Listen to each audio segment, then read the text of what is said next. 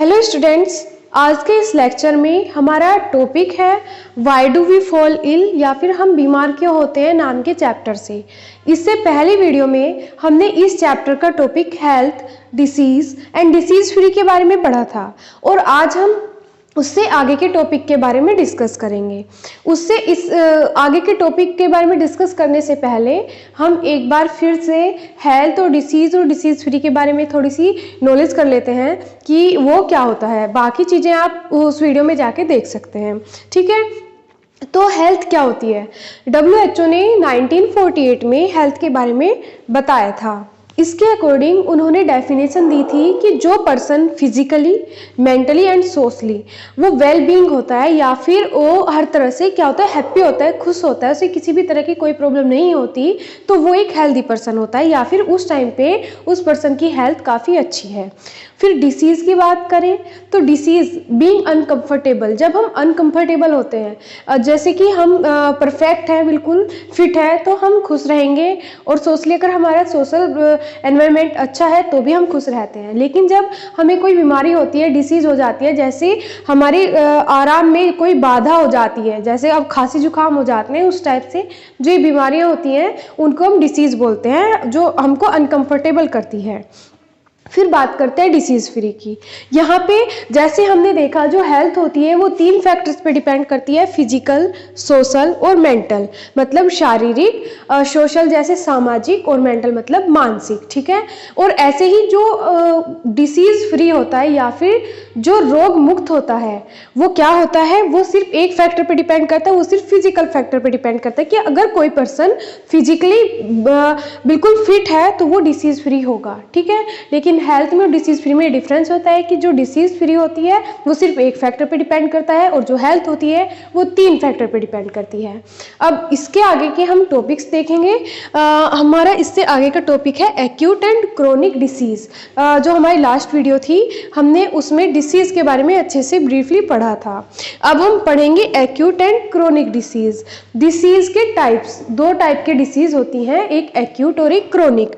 Acute को बोलते हैं तीव्र डिसीज, तीव्र रोग, और क्रोनिक को बोलते हैं दीर्घकालिक रोग। जैसे एक्यूट से हम समझ सकते हैं या फिर तीव्र रोग से हम समझ सकते हैं जो रोग हमें कम अवधि के लिए होते हैं, कम समय के लिए जो बीमारियां होती है वो होती है एक्यूट डिसीज। जैसे खांसी जुकाम हो जाते हैं और फीवर होता है, तो इस टाइप की जो बीमारियां होती हैं ये एक्यूट डिसीज में आती हैं। और जो दीर्घकालिक रोग या फिर जो क्रोनिक डिसीज होती हैं वो डिसीज़ होती हैं जो हमें लंबे टाइम तक हो जाती हैं, या फिर जो लाइफ टाइम चलने वाली डिसीज़ होती हैं हम उनको क्या बोलते हैं, क्रोनिक डिसीज़ या फिर दीर्घकालिक रोग, जो हमें लाइफ टाइम होते रहते हैं, जो बीमारियां लाइफ टाइम के लिए रहती हैं।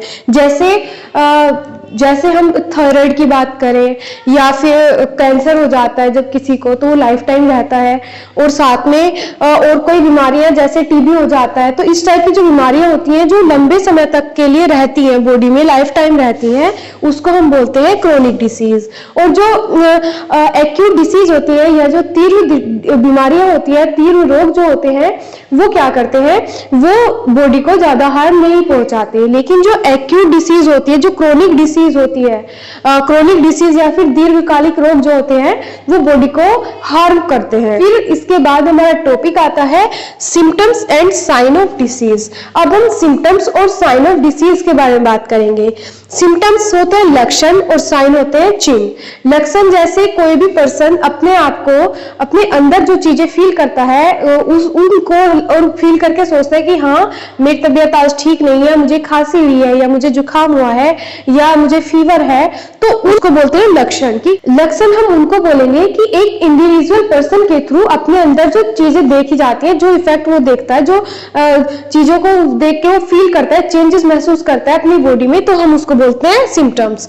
और साइन ऑफ डिसीज वो होते हैं कि जिसको देख के, चिन्ह मतलब वो होते हैं डॉक्टर जिसको देख के बीमारी का पता लगाता है कि उस पर्सन को कौन सी बीमारी है। जैसे जब बीमारी समझ नहीं आ रही होती है डॉक्टर के, तो वो बोलते हैं कि ब्लड टेस्ट कराओ तो ब्लड टेस्ट होता है या फिर एक्सरे होता है, तो वो सारी चीजें किसमें आती हैं, वो तो आती है साइन ऑफ डिसीज या फिर रोग के चिन्ह में। और जो सिम्टम्स होते हैं किसी इंडिविजुअल पर्सन के थ्रू जो अपने अंदर देखे जाते हैं, महसूस किए जाते हैं, वो होते हैं रोग के लक्षण। ठीक है, इसमें बेसिक डिफरेंस यही होता है कि जो साइन ऑफ डिसीज होती है वो तो एक डॉक्टर के द्वारा देखी जाती है, और जो सिम्टम्स होता है वो कोई भी पर्सन अपने अंदर देख के तब डॉक्टर के पास जाता है। इसके बाद बात करते हैं डिसीज कॉजिंग फैक्टर, कि वे फैक्टर्स जो रोग का कारण बनते हैं, जिसकी वजह से रोग होता है, वे कौन कौन से फैक्टर होते हैं। अब इसमें दो फैक्टर दिए गए हैं, एक एक्सटर्नल और एक इंटरनल।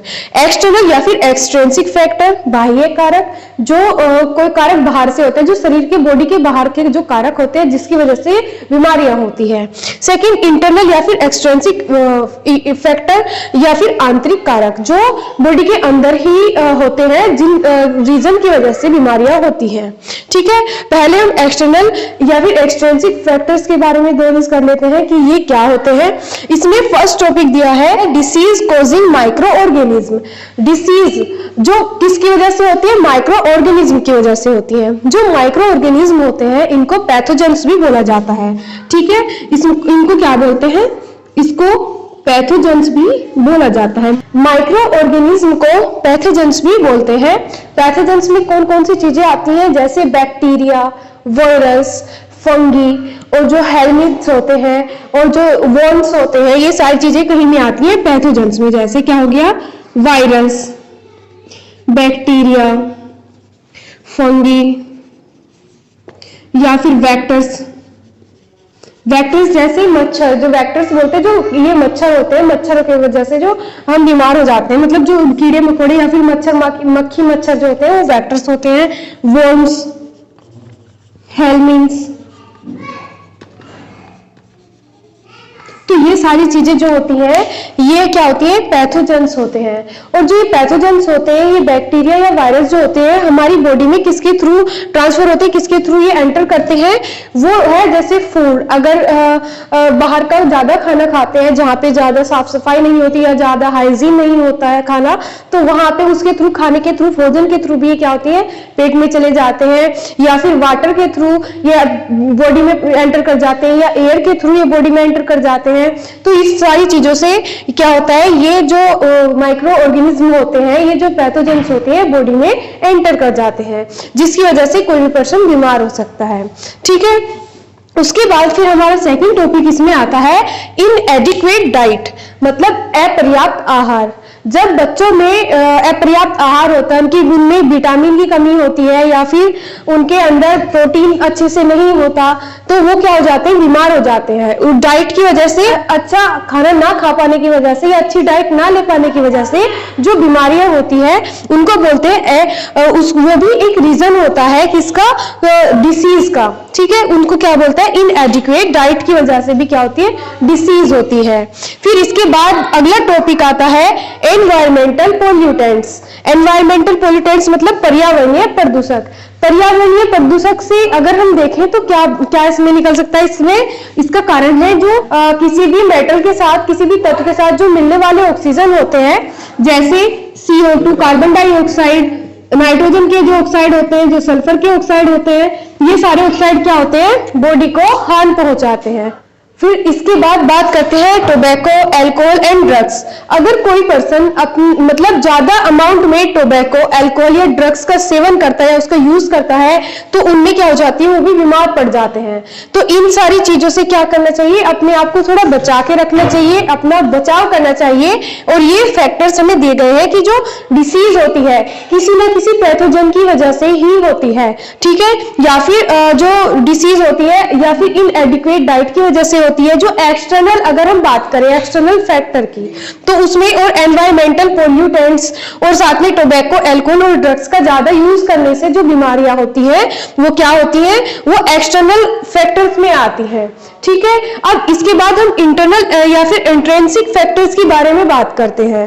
इंटरनल या फिर इंट्रिंसिक फैक्टर की या फिर आंतरिक कारक की, जो बीमारी का आंतरिक कारक होता है या फिर जिस इंटरनल फैक्टर की वजह से बीमारी होती है। इसमें सबसे पहले दिया है हार्मोनल इम्बैलेंस।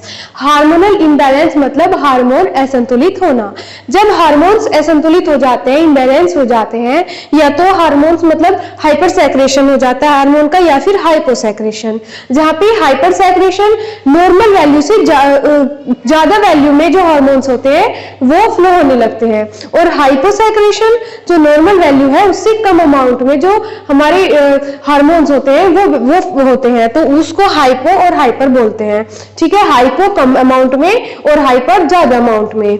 ठीक है, तो हार्मोन्स इम्बैलेंस की वजह से बहुत सारी बीमारियां हो जाती है, जैसे थायराइड हो जाता है या तो हाइपोसैक्रेशन की वजह से या फिर हाइपरसैक्रेशन की वजह से। ऐसे ही फिर जेनेटिक डिसऑर्डर आता है। जेनेटिक डिसऑर्डर ये होता है अपनी अनुवांशिक रोग।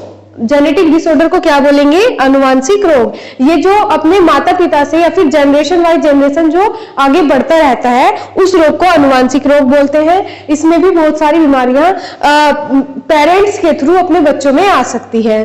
फिर इसके बाद बात करते हैं malfunctioning of immune system, या फिर जो प्रतिरक्षी तंत्र होता है उसमें जो गड़बड़ी हो जाती है उसकी वजह से जो बीमारियां होती हैं उसको क्या बोलते हैं? Malfunctioning of immune system, या फिर जो एलर्जी होती है ये इसी के थ्रू होती है। इसके बाद जो इसका फोर्थ पॉइंट है वो है malfunctioning of internal organs. जो इंटरनल ऑर्गन्स है उनमें अगर गड़बड़ी हो जाए, ये बीमारियां या फिर ये जन्म से ही हो सकती हैं। जैसे किसी के हार्ट में अगर होल होता है, कोई कोई बच्चे ऐसे भी होते हैं, या फिर जिनका लीवर या किडनी में कुछ प्रॉब्लम होती है, ये जन्म से भी हो सकती है। ठीक है, ये जो फैक्टर्स है ये सारे कैसे फैक्टर है? इंटरनल फैक्टर है जो बॉडी के अंदर प्रेजेंट होते हैं। तो आज का हमारा लेक्चर यहीं तक रहेगा। नेक्स्ट लेक्चर में हम इससे आगे के जो टॉपिक्स है उनको कवर करेंगे। Thank you.